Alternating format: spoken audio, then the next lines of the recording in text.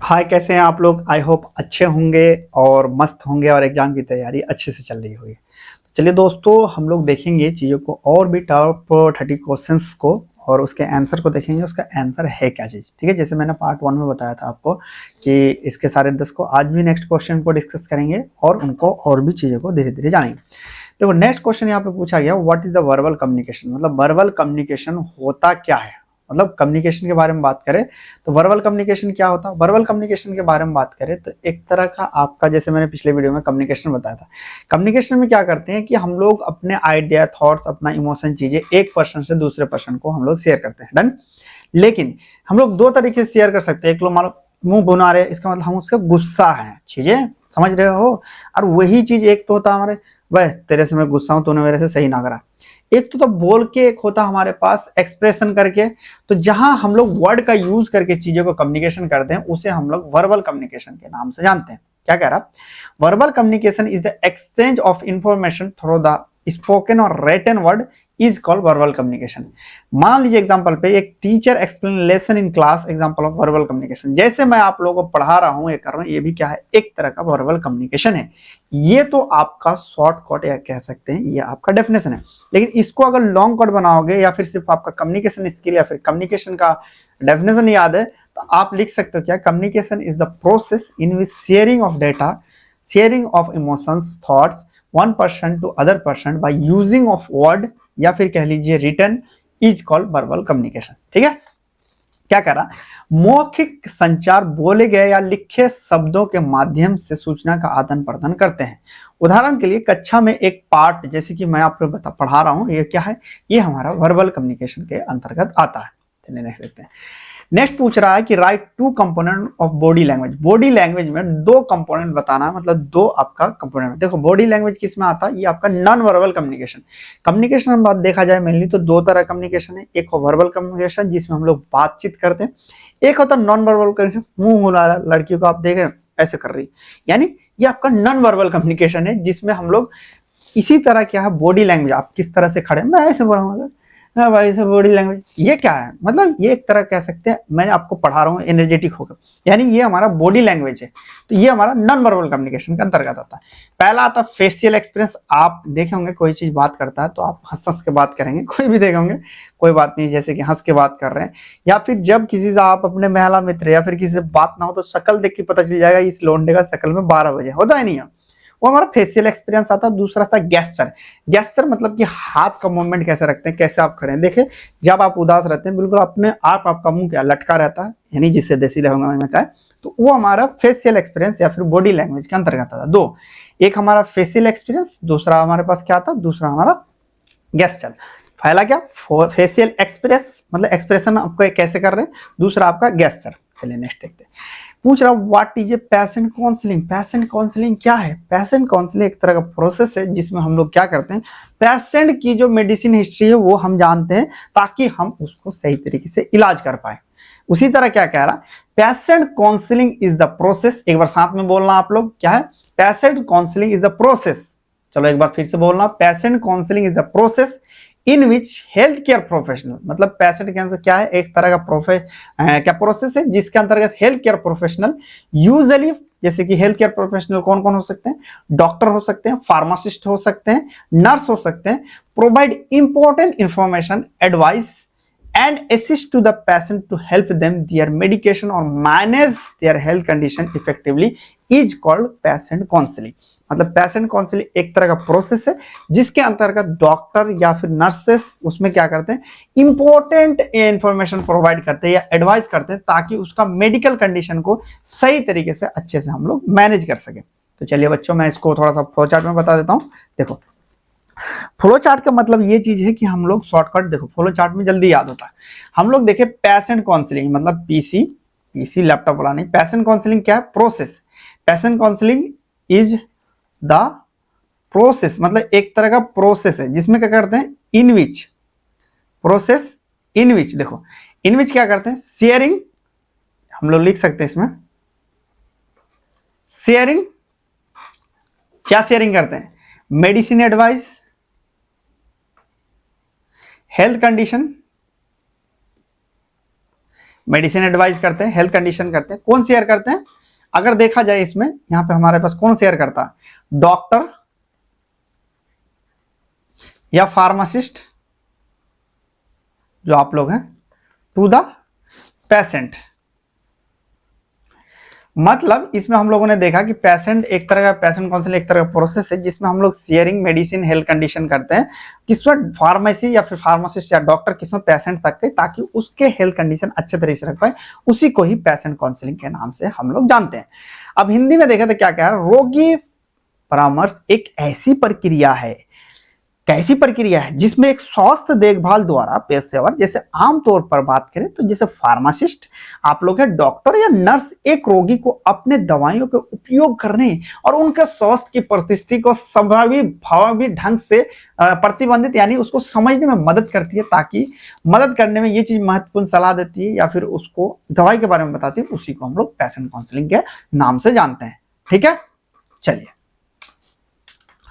अब इसी चीज का आपका अगर पीडीएफ चाहिए, हर चीज तो आपको इसमें ऐप में मिल जाएगा, वहां जाके आप चीजें डाउनलोड कर सकते हैं, इसका सारा आंसर। नेक्स्ट क्वेश्चन पूछा है, any two stage of patient counselling, पूछ रहा है पेशेंट काउंसलिंग का कोई 2 स्टेज बता दो। देखो पहला तो मतलब कि जब आप लोग बनते 4 स्टेप मेनली आपका होता है। पहला होता है आपका इंट्रोडक्शन सेशन, जिसमें अपने आप को बताते हैं एक दूसरे को। दूसरा आता है हम लोग कोई भी पूछा कि 2 स्टेज। दूसरा हमारे पास काउंसलिंग, देख लो काउंसलिंग सेशन, जिसको काउंसलिंग सेशन को हम लोग क्या कहते हैं? COUNSELLING, counselling session. इसी को हम लोग क्या कहते हैं? पेशेंट काउंसलिंग का हार्ट कहते हैं। तो 2 आपको लिखना है, तो 2 आप क्या कर सकते हैं? 2 आप चीजों को लिख सकते हैं, दोनों में से कोई आपको सही होगा। इसको आपको आंसर में भी जरूर बताना। अब नेक्स्ट यहाँ पे पूछ रहा है, give 2 example of barrier to patient counselling. पूछ रहा है कि जब आप पेशेंट को काउंसलिंग करते हैं बाबू, तो किस चीज का बैरियर हो सकता है? यानी देखो चीजों को कोई भी 2 एग्जांपल दे दो। पहला ये चीज हो सकता है कि आप थोड़ा सा अंग्रेजी बोल रहे हैं फार्मासिस्ट हो के, और सामने वाला पढ़े हुए ना करा, कुछ पता ही ना है, तो उस वक्त क्या आ जाएगा? लैक ऑफ अवेयरनेस, मतलब उस वक्त चीजों को समझ में ही नहीं आएगा। दूसरा आता आप क्या करेंगे? आप जो है सही तरीके से सेम लैंग्वेज नहीं बोल रहे। मान लीजिए आप क्या करें, आप चले गए तमिलनाडु की तरफ, एक एग्जाम्पल, आप पेशेंट है मान लीजिए तमिलनाडु, वहां पे तेलुगु बोला जा रहा है, आपको समझ में ही नहीं आए, उस वक्त जो आता है वो हमारे पास लैंग्वेज या फिर कम्युनिकेशन गैप आता है। 2 चीज हमें लिखना है, लैक ऑफ अवेयरनेस, दूसरा आता है लैंग्वेज। देखो चीजों को समझना जरूर है कि क्या चीज हम पढ़ रहे हैं। उससे क्या होगा कि आपको क्वेश्चन कुछ भी आए आप जरूर लिख देंगे, लेकिन आप सिर्फ रट्टा मार लिया और वहां जाके कर दिया, तो वहां पे टेकिंग ऑक्सीजन हो जाएगा। टेकिंग ऑक्सीजन का मतलब समझ में नहीं आ रहा क्या पूछ लिया। अब आगे देखते हैं, क्या right any 2 counselling point for the diabetes. पूछ रहा कोई 2 पॉइंट बताओ जब कोई डायबिटीज हो जाए तो उसको उन चीजों को ध्यान रखना चाहिए। आप लोग मुझे कमेंट में बताना, तो पहले आपके माइंड में सोचो क्या होना चाहिए। जब पता है कि चीनी की बीमारी यानी ग्लूकोज उसमें बढ़ रहा है बाबू, तो हम क्या कहेंगे? सर थोड़ा सा शुगर में कंट्रोल करे। दूसरा चीज हम कहेंगे डेली लाइफ है ना, एक्सरसाइज किया करो, यही तो सबसे उपाय है या नहीं? मुझे बताओ। पहला ये चीज आता है हमारे पास, हम लोग उसे कहेंगे काउंसलिंग पॉइंट नंबर 1, ये कहेंगे मेंटेन हेल्दी डाइट। मतलब हेल्दी डाइट हम लोग यहां तक ही कर देना, कोई बात नहीं, ये भी चलेगा कि आप क्या कहेंगे? Maintain healthy diet. दूसरा पॉइंट ये है आप जो है शुगर लेवल रेगुलर चेक करते रहे, मतलब रेगुलर आपको चेक करते रहना, या फिर आप यहाँ कर सकते हैं प्रॉपर एक्सरसाइज। मतलब अपने हिसाब से चीजें लिख सकते हैं, जरूरी नहीं कि जो मैंने दिया है वही आपको लिखना है। क्लियर है? चलिए नेक्स्ट देखते हैं। नेक्स्ट पूछ रहा what is a patient package insert. Patient insert का मतलब कह सकते हैं एक तरह का लव लेटर। कभी बच्चा सही बताना, कितने बच्चों का ऐसा है कि लव लेटर मिला? अभी तो इंस्टाग्राम चल रहा है, लेकिन कौन ऐसे बच्चे हैं जिनको पर्चा मिला था? सही बताना, आप लोग मुझे कमेंट में जरूर बताना कि सर मुझे भी मिला था, मैं भी उस जमाने का हूं। इसी तरह क्या होता है कि जब आप किसी एंटीबायोटिक या फिर आपने देखा होगा कि जब ज्यादातर सिरप लेते हैं तो उसमें एक पर्चा सा रहता है। पर्चा में पूरा का पूरा उसका डिटेल में लिखा रहता है कि क्या यूजेस है, कहाँ रखना है, क्या कंपोजिशन है, पूरा पूरा लिखा रहता है। उसी को हम लोग पेशेंट पैकेज इंसर्ट कहते हैं। पेशेंट पैकेज क्या होता है? एक तरह का कह सकते हैं इंस्ट्रक्शन है, इसलिए रहता है ताकि पेशेंट उसको पढ़ के सही तरीके से उसका यूज हो, उसका साइड इफेक्ट कम हो।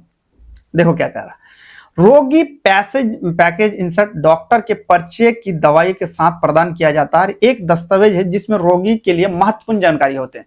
मतलब डॉक्टर के पर्चा के साथ, मतलब इसका मतलब ये चीज कहा कि दवाई जो होता है ना, दवाई के अंदर रखा जाता है ताकि रोगी जो है उस चीज को, मतलब अपने रोगी जो है महत्वपूर्ण जानकारी उसमें होता है कि इसको किसके साथ लेना है नहीं लेना। मान लो कि उसको मना किया डोंट टेक विथ अल्कोहल, दारू मार रहा इधर दवाई मार रहा, दारू मार रहा दवाई मार रहा, तो भाई सही होगा? फिर वो उठेगा नहीं, ऊपर उड़ जाएगा। तो इसीलिए चीजें क्या है, उसको पढ़ना जरूरी है। नेक्स्ट क्या करें, इसमें दवा का उपयोग कैसे करें, संभावित जो दुष्प्रयोग यानी कहते हैं साइड इफेक्ट, सावधानी क्या होता है, और उसको भंडार निर्देशक और छूटी हुई खुराक या फिर ओवरडोज के मामले में क्या करना है।